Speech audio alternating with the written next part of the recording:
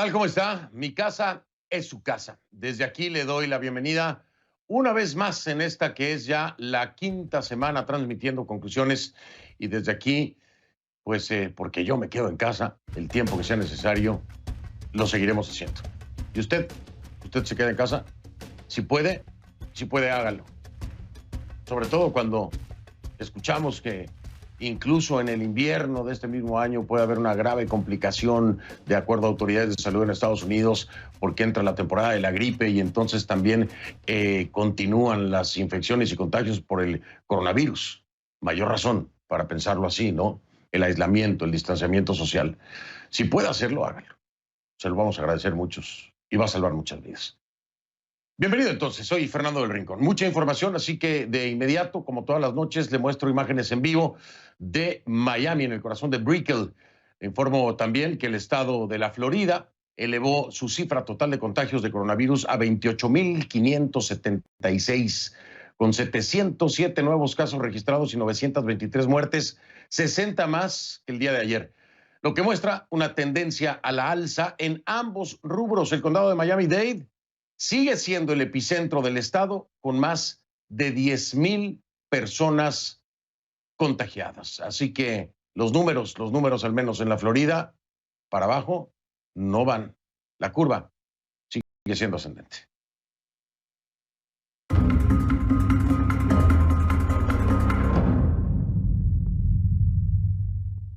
Y le pido que a partir de este momento me acompañe utilizando la etiqueta numeral Conclu COVID MX3. Conclu COVID MX3. México, por supuesto, tercera parte de nuestra cobertura sobre lo que está ocurriendo en México y las decisiones que toma el gobierno del presidente Andrés Manuel López Obrador. Así que Conclu COVID MX3 es la etiqueta. Sus comentarios con esta etiqueta, por favor, a mi cuenta en Twitter, @soy F del Rincón, @soy F del Rincón. Por el efecto letal del coronavirus han muerto más de 183,000 personas en el mundo, más de 183,000. Pero cabe esperar el fallecimiento, desgraciadamente, de muchas más. De igual forma, más de 2,6 millones se han contagiado. Los efectos de esta crisis, sin embargo, pues sobrepasan con creces las cifras que reportamos a diario. Sí. ¿Por qué? Bueno, es que debido a la pandemia de coronavirus, el mundo podría enfrentarse a situaciones de hambruna, de proporciones bíblicas. Esto en cuestión de meses, no es por alarmar, es una realidad, ¿no? Y no lo decimos nosotros, la ONU advierte que la pandemia empujará a 130 millones de personas más de las que ya hay al borde de la inanición, es decir, sin tener absolutamente nada que comer. Más de 130 millones de personas, ¿eh? Y otros 500 millones que pueden caer en la pobreza. Esa es la otra pandemia. El tema de la economía trae este tipo de consecuencias y desgraciadamente en nuestros países de América Latina los índices de pobreza en la mayoría de los casos son muy altos. Imagínese usted ahora con economías paralizadas y con gobiernos que hacen recortes precisamente para ahorrar y poder encarar el tema económico. Por eso es que hay razones de sobra para ser responsables y disciplinados. Por eso le recuerdo todas las noches, desde aquí, desde mi casa, sigo trabajando. Y si tengo que quedarme aquí el tiempo que sea necesario, lo haré, porque puedo. Hay personas que no pueden. Si usted puede y no lo está haciendo, piense un poco más. No es por usted, es por los demás. Hoy por hoy, esta experiencia de vida, lo primero que debe enseñarnos es que las cosas que estamos haciendo no son por y para nosotros, es por y para los demás, para proteger a esas personas de la tercera edad, para proteger a esos trabajadores indispensables, para proteger a esa gente pobre que tiene que salir a buscarse la comida. Si usted puede quedarse en casa, hágalo, porque hay quienes, aunque quisieran, no pueden. Y cuando muchas personas toman en cuenta esta reflexión, la entienden así, la interiorizan, también hay esperanza. Algo muy importante en este momento. La Organización Mundial de la Salud sostiene que en América Latina aún hay tiempo para evitar brotes masivos sí se toman las medidas adecuadas. Y cuando le digo que se tomen las medidas adecuadas, no estoy hablando solamente de los gobiernos, estoy hablando de usted también. Hay que tomarlas. Y tampoco hay que esperar que un gobierno le diga cuáles son las medidas. Usted las conoce. La Organización Mundial de la Salud las ha dicho hasta el cansancio y los noticieros y aquellos que nos dedicamos a informarle lo hacemos también hasta el cansancio. Lo seguiremos haciendo porque aquí nadie se cansa. Nadie se cansa de tratar de salvar vidas. Nadie se cansa de informarle con la verdad. Nadie se cansa de terminar con los rumores, de terminar con la alarma, con el amarillismo. No, son realidades y hay que tomarlas en cuenta y hay que interiorizarlas. Pero aquí viene otro tema, ¿no? La reapertura. ¿Qué dice la Organización Mundial de Salud? Pues cree que la decisión corresponde a las autoridades locales. Y por supuesto, lo primero que habría que evaluar es dónde está el virus, cuánto se ha propagado y si está controlado. Y depende de la zona, depende del país, depende del municipio.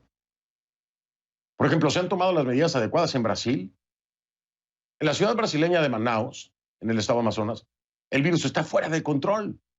El alcalde dice que la situación es crítica, pero que pese a ello, no han recibido ningún tipo de ayuda del gobierno federal, del gobierno de Bolsonaro.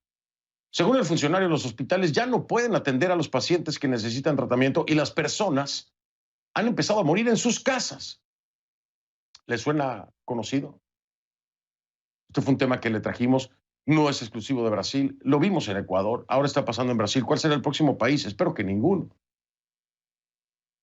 Ahora, esto en Brasil ha llevado a acabar esta fosa común. La ciudad realiza más de 100 entierros al día, más de 100 entierros al día debido al coronavirus. Estoy de acuerdo con la alcaldía.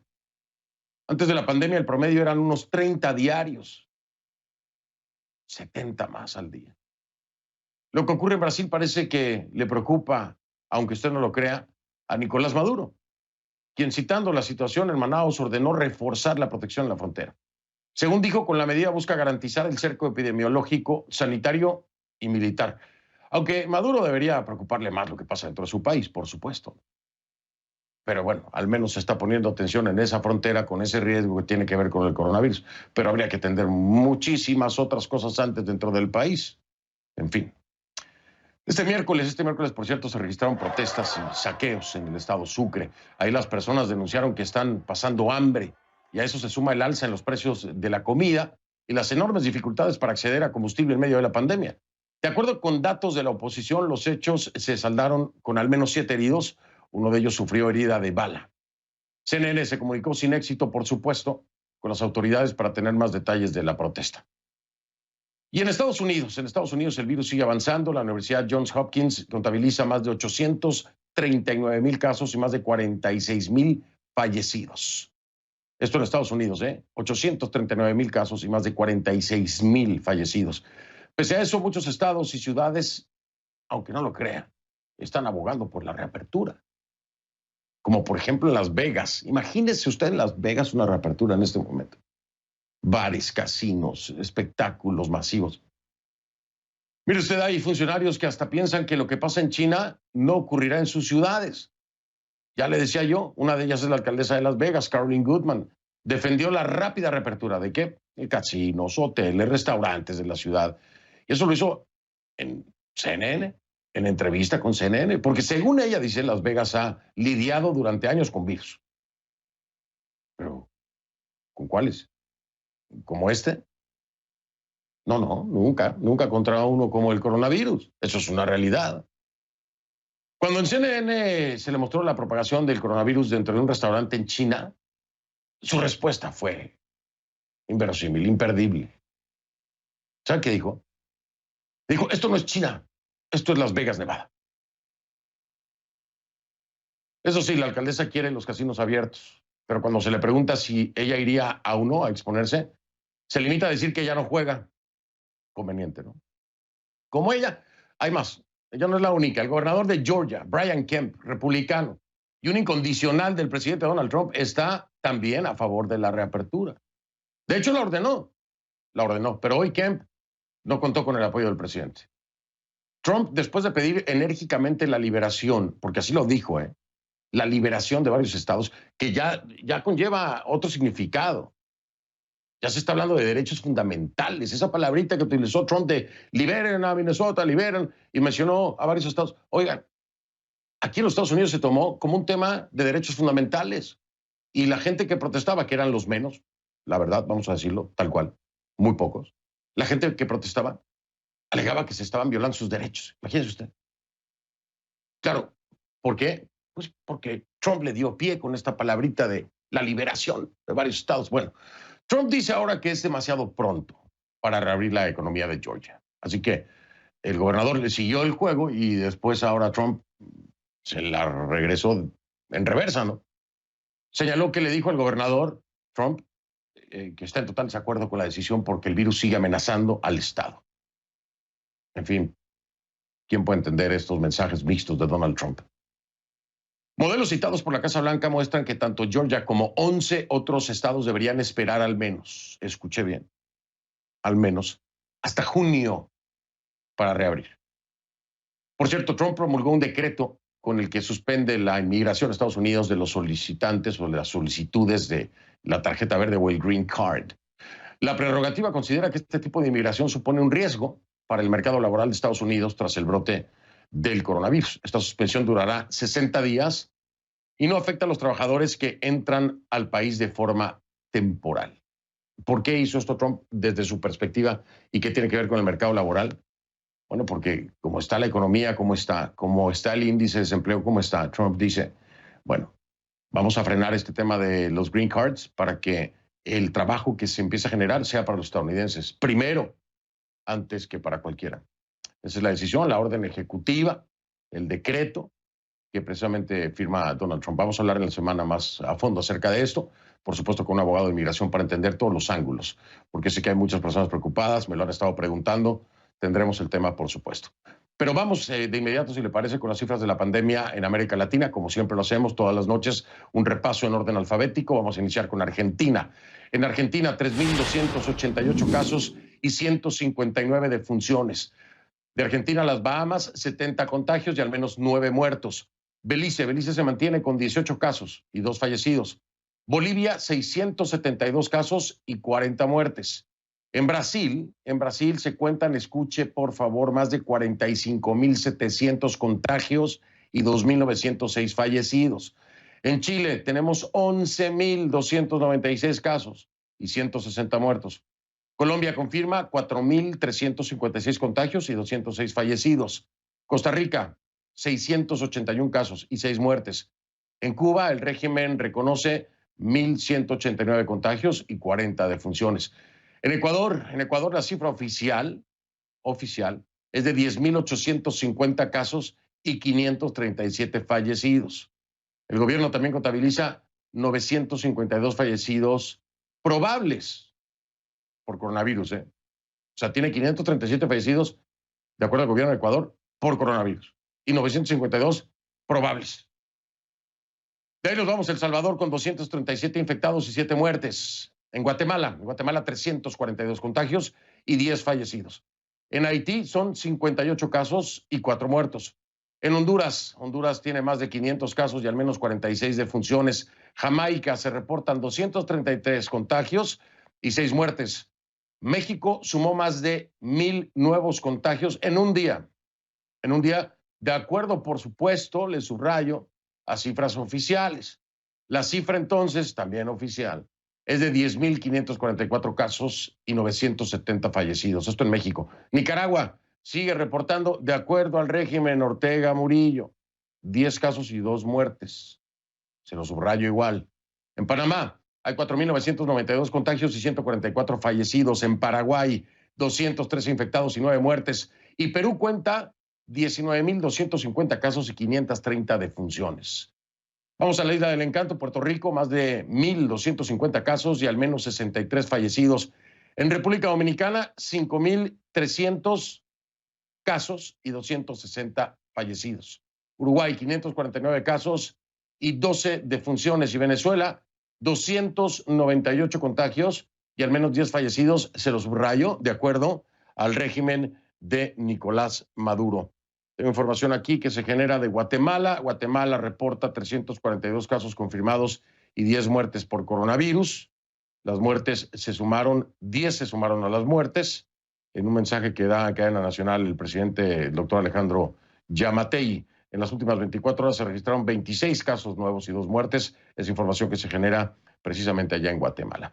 Voy a marcar una pausa, regreso, vamos a enfocarnos en México, vamos a enfocarnos en el manejo que le está dando el gobierno de Andrés Manuel López Obrador y su 4T, la incomodidad de varios gobernadores.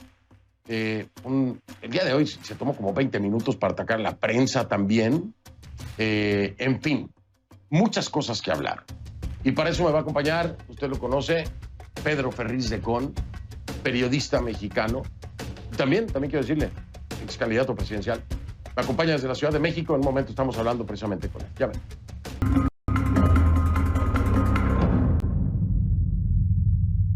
Le recuerdo la etiqueta ConcluCovidMX3. El hashtag es ConcluCovidMX3. Las cifras de infectados por coronavirus en México aumentan con rapidez. Este miércoles el subsecretario de Salud, Hugo López-Gatell, informó que a la fecha hay 10.544 casos confirmados y 970 fallecidos. Esto de acuerdo a las cifras oficiales. Además hay unos 9,000 casos sospechosos y muchos otros que no han sido contabilizados. ¿Por qué? Ya le explicaba yo ayer, por falta de pruebas, ¿no? Entonces, también este tema de, el registro viene de aquellos que son tratados médicamente. Los sospechosos los mandan para la casa y entonces no quedan dentro del registro de la cantidad de contagios. No hay manera de registrarlos, pues. La emergencia sanitaria que ya entró en fase 3 se ha convertido en una prueba de fuego para la 4T de López Obrador. Pronto, alertan las autoridades, los hospitales van a entrar en una etapa de saturación y la cifra de infectados fallecidos podrían aumentar exponencialmente. La situación requiere de medidas extremas como el cierre de los sistemas de transporte y de sitios públicos, medidas que al parecer de muchos tuvieron que haberse tomado mucho tiempo antes, ¿no? Desde hace semanas. Cuando López Obrador decía que llevaran a sus familias a los restaurantes y a las fondas, que se besaran, que se abrazaran, para muchos desde esa época tenía que haberse tomado este tipo de medidas. Esas medidas están afectando, por supuesto, la economía mexicana. Varios empresarios aseguran que el gobierno de Andrés Manuel López Obrador no les está dando el respaldo que requiere, ¿no? No les está dando un real programa de recuperación. En medio del debate, López Obrador anunció este martes un plan económico con 11 puntos para paliar las consecuencias de la pandemia. Y ahí hay 3 de los que muchos califican como caprichos de López Obrador, que los mantiene. Este plan económico mantiene 3 de los caprichos. Ya voy a hablarlo con Pedro Ferriz de Con. El anuncio lo hizo un día después de que el Banco Central decidiera inyectar el equivalente a más de $30,000 millones al sistema financiero. ¿Para qué? Bueno, para garantizar liquidez en los mercados y afrontar los efectos de esta crisis sanitaria. Así que sin más preámbulo, le quiero dar la bienvenida esta noche a mi invitado, que es Pedro Ferriz de Con. Vamos con él.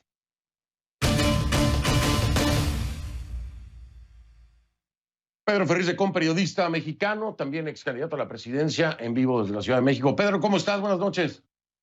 Me da muchísimo gusto escucharte, querido Fernando. Haciendo home office aquí todo el mundo. Así estamos. Yo estoy saliendo desde la casa, así que bienvenido a mi casa, Pedro. Yo lo sé. Bienvenido aquí a la mía, para ti, para todo tu auditorio. Y tu staff también. Gracias, qué amable, Pedro. A ver, de entrada, salgamos de esta polémica del golpe de Estado. Salió un audio, ¿no?, en el que estaba tu voz y la de otras personas. Estás hablando de un tema con empresarios, entonces después confirmas tú que sí, efectivamente, esa llamada la tuve, ese audio es mío. Y viene entonces esta declaración del golpe de Estado, que te acusaban que querías dar un golpe de Estado, pero te avientas de lleno y dices, nada me gustaría más que eso, me hubiera encantado. Digo que me encantaría porque este Estado, entendido como el gobierno que está al frente de México, es lo peor que he visto en mi vida. Pedro, te aventaste duro, lo dices en serio y asumes las consecuencias porque te pueden acusar aquí, ya sabes, de muchas cosas, ¿no? Bueno, es que el primero que ha dado un golpe de Estado en este país es el presidente de la República. Si alguien hoy está debilitando y es el protagonista del debilitamiento de las instituciones mexicanas, es el presidente de México. Si alguien, Fernando, tú tienes memoria de periodista, dijo en alguna ocasión al diablo con las instituciones, hoy gobierna a las instituciones, y si alguien desde el Estado tendría que estar actuando a favor de defender a un aparato productivo enorme como es el aparato productivo de México, y tendría que estar al frente es el presidente de la República, pues no lo está. Y lo que yo estoy organizando es encontrar espacios legales para quitarle al presidente la facultad de ejercer el presupuesto de este año en sus obras estúpidas, perdóname la palabra, del trenecito Maya, que no sirve para nada ahorita, del transísmico de Dos Bocas, un momento en donde el petróleo estaba hasta hace unas cuantas horas en términos negativos, de un aeropuerto que no tiene ni pies ni cabeza, y de un programa en donde se le da dinero a los que no hacen nada, con los atentos saludos de los que hacemos todo el trabajo. Entonces, si presentamos a nivel diferentes gobernadores controversias constitucionales que hablen de este momento y de la necesidad de que se presente un plan que no existe, pienso que el presidente tendría las manos atadas para seguir haciendo tonterías. Pero, mira, Pedro, a mí me llama mucho la atención y quiero rescatar lo que estás mencionando, porque sale Andrés Manuel López Obrador hoy con su plan económico. Hay 11 puntos. Te pones a revisarlo y dentro de su plan económico, en esta situación, en este momento, en esta crisis, mantiene el Tren Maya, mantiene el aeropuerto, mantiene las refinerías bueno, me falta uno, pero mantiene todos estos que muchos dicen son sus caprichos. ¿Cómo poder explicar esto desde la perspectiva de un plan económico en el que ya lo mencionabas tú, ¿no? El precio del petróleo está en negativo, en el que se está enfrentando una pandemia y en el que, bueno, ya nos han descalificado, ¿no? Las calificadoras de riesgo, varias de ellas. Entonces, ¿cómo poder entender esta acción de parte del presidente? Además, Fernando, fíjate, tú estabas diciendo ahorita al público que también se propone un proyecto para meterle 30,000 millones de dólares a la estructura, digamos, de circulante en el país, pero haciendo la salvedad de que esos 30,000 millones de dólares fueron a iniciativa del Banco Central y de su autonomía. O sea, al presidente en la vida se le hubiera ocurrido una cifra de esta naturaleza. Mira, en lo que Estados Unidos está gastando, pues ya llevo la cuenta ahí por arriba de los 5 trillones de dólares para que la economía más o menos soporte el trancazo después de la guerra, en la posguerra del coronavirus. En México, el proyecto más ambicioso para apoyar a las pymes es de 3,000 millones de dólares para apoyar a 3 millones de empresas, dándoles 25,000 pesos, que equivalente en dólares serían $1,000 dólares a una empresa que a lo mejor estuvo gastando 5 o 6 o 7 millones de pesos en su nómina durante 3 meses parejito, sin ningún tipo de apoyo del gobierno. Ahora, el gobierno no está regalando el dinero. El gobierno está tomando el dinero de los contribuyentes en un momento de emergencia en donde hay que ponerlo, y si hace falta más, pero en algún momento se lo vamos a pagar al país. No es un rescate a fondo perdido. Fondo perdido, sus tonterías, pero yo quiero ver, Fernando, y ojalá y me equivoque, yo quiero ver a mi México en 1 mes y medio. Vamos a pensar que salgamos de la pandemia, ¿cómo va a estar la calle? Cuando toca el hambre a tu corazón, hay problemas. Y pienso que México está yendo derechito a un precipicio, Fernando. Y si a eso le sumamos o agregamos en la ecuación la ley de amnistía, ¿qué piensas? No, se reúne el Senado mexicano el lunes rompiendo todo el protocolo, porque se supone que era home office, y convoca a Morena a una sesión extraordinaria en donde se levanta Damián Cepeda del PAN y dice: a mí me da vergüenza venir a esta reunión cuando tendríamos que estar haciendo o apoyando un plan del presidente para rescatar al país. Me salen con que tenemos que hacer un proyecto inmediato para evitar que delincuentes que venden cocaína a nuestros hijos o asesinos, confesos incluso, para sacarlos de la cárcel porque se pueden infectar. Yo no voy en contra de que haya algo, pues, podríamos hacer que se fuera a su hogar y desinfectarlo y aislarlos para que no hubiera problema, pero sacarlos a la calle. Por Dios, ¿de qué estamos hablando? Ya pienso a veces que esta cuarta transformación, Fernando, está mostrándonos su rostro real. Y esta pandemia yo la veo como una bendición. Te voy a decir por qué. Porque ya no hay duda de que la agenda del presidente de la República es como objetivo tomar la cabeza de los países del Foro de Sao Paulo y a este país, desde donde te estoy hablando, ya lo ha convertido en un país de ideas socialistas. Y entonces, vuélveme a preguntar si voy a permitir como mexicano que esto siga adelante, y mi respuesta será otra vez, de ninguna manera. Voy a marcar una pausa, Pedro, si me lo permites, para regresar y entender desde tu punto de vista y de primera mano, porque has estado en contacto con empresarios mexicanos, hacia dónde proyectan sus negocios, hacia dónde proyectan una solución ante la 4T, López Obrador, o cuáles son los planes, cuál va a ser la manera de ejercer presión precisamente para poder rescatar sus negocios. Por ahí algunos que tú y yo conocemos están pensando en irse del país por la situación que está atravesando precisamente México. Pero regreso, hablamos con eso. Pedro Ferriz de Con, periodista mexicano, me acompaña en vivo desde la Ciudad de México. Ya.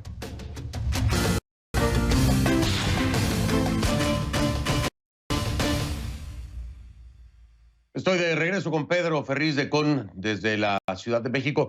Pedro, en este audio, en esta llamada que aceptas, realizaste, hablas de algo que a mí me llamó mucho la atención, es del Consejo Coordinador Empresarial de Jalisco, que podría en algún momento o pretendía desconocer al coordinador nacional, ¿no? Del Consejo, al presidente nacional del Consejo. ¿Qué hay detrás de esto? ¿Qué hay detrás de esto y de dónde viene esta pretensión de acuerdo a la llamada que sostienes tú? Bueno, Jalisco está inquieto porque el presidente del Consejo Coordinador Empresarial, o sea, el nacional, que es Carlos Salazar, es un hombre que fue puesto ahí porque se consideraba un puente de comunicación con el presidente de la República. Pero después de todo lo que ha venido sucediendo en las últimas fechas, los consejos coordinadores regionales empezaron a decirle al presidente nacional, oye, ya no podemos seguir siendo aquí el trapeador del presidente de la República. Tienes que endurecer la postura. Bueno, eso que le conté yo a la gente sucedió. Y Miguel Ángel Landeros, el presidente del Consejo Capítulo Jalisco, desconoció a Carlos Salazar como su interlocutor, o sea, como el que pudiera llevar los intereses del Consejo Coordinador de Jalisco. Esto ha empezado a mover las aguas del empresariado, porque hay muchos empresarios que están muy insatisfechos con sus cámaras, y creo que el que está llevando la batuta en términos de el más determinado es Gustavo de Hoyos, el presidente nacional de Coparmex. El resto de las organizaciones, querido Fernando, son y actúan igualito que le han hecho toda la vida. Sí, señor presidente, lo que usted quiera, aunque nos esté llevando el tren. Ahora, en este escenario tienes al empresariado mexicano, ¿no? Tienes también ahora por lo menos 9 gobernadores que desesperadamente están pidiendo reunión con Andrés Manuel López Obrador. ¿Hacia dónde puede ir una resistencia civil que mencionas tú mismo desde estos dos frentes? ¿Crees que se está empezando a organizar un frente común, Pedro, o están jalando el empresariado por su lado, los gobernadores por el otro, y bueno, nadie está coordinando esfuerzos? Porque hoy sí te digo algo, una cara visible de la oposición mexicana no hay. Tal vez tú ahora te estés convirtiendo en una cara pues más visible de la oposición mexicana, pero no la hay. ¿Existe ya el escenario para empezar a presionar de otra forma desde estos dos frentes? Varias cosas sobre tu pregunta, sobre tu planteamiento. Yo no he ido de acuerdo con los gobernadores en que saquen controversias sobre el aspecto fiscal, porque hay estados que dicen que están dándole más a la federación de lo que reciben de ella, pero habrá otros estados que dividan sus opiniones porque reciben más de lo que dan. Entonces ahí hay un proceso de inequidad. Yo lo que les he dicho a los gobernadores es, vamos a presentar controversias constitucionales sobre el presupuesto, no sobre el tema fiscal, sobre lo que está gastando este señor.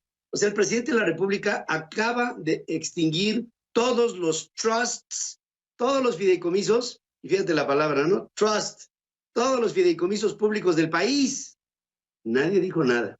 El presidente hoy, a través de un diputadito, está tratando de poner todas las afores en el Banco del Bienestar. El presidente de la República le dice a una empresa como Constellation, oye, tú aquí no te instalas porque hice una encuesta y me dice la encuesta que tú no eres conveniente. Un problema con el sector privado y así nos vamos, ¿no? El aeropuerto, una aberración. Yo nunca había visto una cosa de esta naturaleza, pero se van juntando las cosas hasta que sí creo que tendrá que haber un momento en donde todo esto hierva. Yo te diría que está en proceso de calentamiento. Y si me dijeras, oye, ¿y estás metiéndole a la flama? Te lo digo abiertamente y se lo digo a Estados Unidos. Sí, por supuesto. Sí le estoy metiendo a la flama porque estoy temiendo lo peor. En este país no hay una estructura, no hay una red protectora del sector privado mexicano, y esto puede ser el principio de una larga crisis post-coronavirus. Es decir, nuestra recesión se puede extender por años y podríamos tener en México, aparte de lo que ya se nos está presentando, fuga de capitales, estamos viendo cómo de una manera desesperada están tratando de bajar las tasas de interés hasta donde se puede, pero hay disuasión de los capitales extranjeros por traer sus inversiones al sector real aquí, y por otra parte se nos van a bajar las remesas porque allá no les va a ir tan bien, estamos calculando un 20% abajo, y los indicadores macro nos están hablando de que viene una inflación, devaluación, bajas tasas, el petróleo en el suelo, y un presidente que está en la luna de Valencia, pues sí tendrá que pronto surgir uno o varios liderazgos, y pues estaremos pendientes de ver por dónde surgen, de impulsar a la sociedad hacia un acto de conciencia. Yo desde el 2012 le propuse a México una revolución. La bauticé como la revolución del intelecto.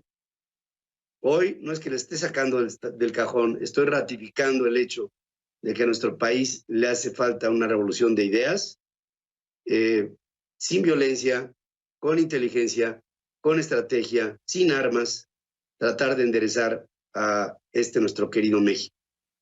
Yo estoy convencido de que a nadie, ni en Estados Unidos, ni en el propio México, ni en ninguna parte en su entorno, le conviene que este país se vaya al suelo defendiendo un socialismo trasnochado, defendiendo causas que ya no corresponden al siglo XXI, con proyectos políticos que fueron rebasados en los 70s, si más me apuras, y de ahí creo que pasarán cosas en nuestro país.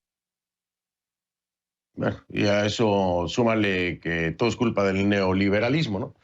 En fin, podríamos estar horas y horas hablando aquí contigo, mi estimado Pedro. Te mando, me tengo que ir, hombre, se me fue el tiempo de televisión. Te mando fuerte abrazo y saludo allá hasta la Ciudad de México. Me dio gusto escucharte y verte. Sí, te manda saludos mi hijo y toda mi familia, y un abrazo a tu auditorio. Igualmente para ellos, con todo el cariño, como siempre. Gracias, Pedro. Pedro Ferriz de Con, periodista mexicano, también ex candidato a la presidencia, me acompañó en vivo desde la Ciudad de México. Hago una pausa, regreso. Tenemos otros temas importantísimos que tocar con nuestra Gabriela Frías de Portafolio Global. La seguridad alimentaria. Eso está preocupando muchísimo al mundo. Ya regreso.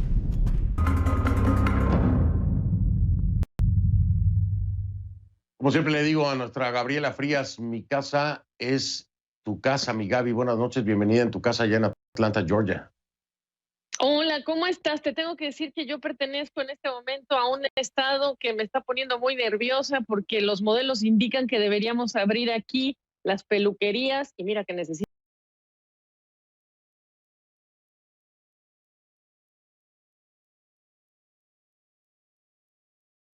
corte de pelo y color, hasta el 8 de junio. Y aquí estamos, 22 al Día de la Tierra, imagínate. Oye, pero el gober de Georgia está queriendo reabrir ya. Pues que vaya y reabra donde le dejen reabrir y a ver quiénes salimos, ¿eh?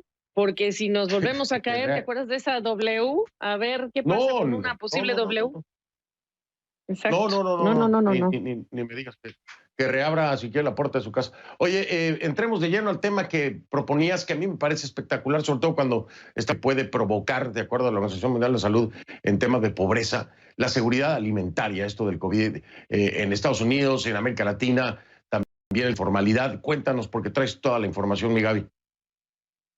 Bueno, te regreso la pelota para hablar de la informalidad, pero vamos a quedarnos con la crisis alimentaria. En unas horas vamos a estar agregando al menos unos 4.500.000 al menos personas que están pidiendo subsidio por desempleo en Estados Unidos. ¿Cómo va la cuenta? Ya llevamos 22 millones, ¿correcto? En las últimas 4 semanas.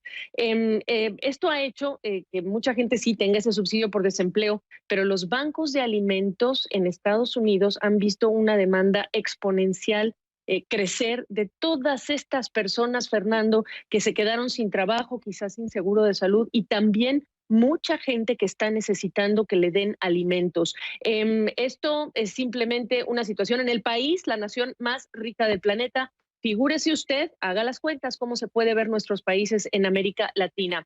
Eso es muy importante, Fernando, porque además ya hubo una carta de los gobernadores a los congresistas en Estados Unidos pidiéndoles dinero para las arcas, para todo lo que toca pagar el subsidio por desempleo, pero también pedir fondos para que fortalezcan lo que se llama el programa suplementario de asistencia nutricional. Ahora, también es muy interesante porque viste el lunes mucha gente, tractocamiones destruyendo alimentos porque no hay demanda en algunos estados y también hay ganaderos que mejor en lugar de vender una cabeza de ganado, mejor la conservan por cómo están las sustancias. Esos son los contrastes en un país como Estados Unidos, Fernando, cuando tú ya dices Naciones Unidas habla de este riesgo de hambruna, ¿no? De que se duplique la cifra de personas que tienen este problema. Y cuando en Estados Unidos, además, los trabajadores están teniendo que dejar sus centros de trabajo en plantas de procesamiento de carne de cerdo, por cierto, plantas que se han mantenido cerradas porque hay personas infectadas con COVID-19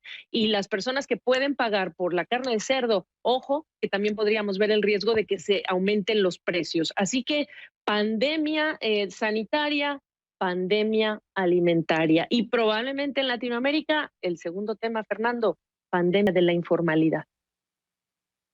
Sí, sí, sí, ese es otro de los temas. Tú que sabes, desarrolla, ¿no? El tema de la informalidad, sobre todo en América Latina.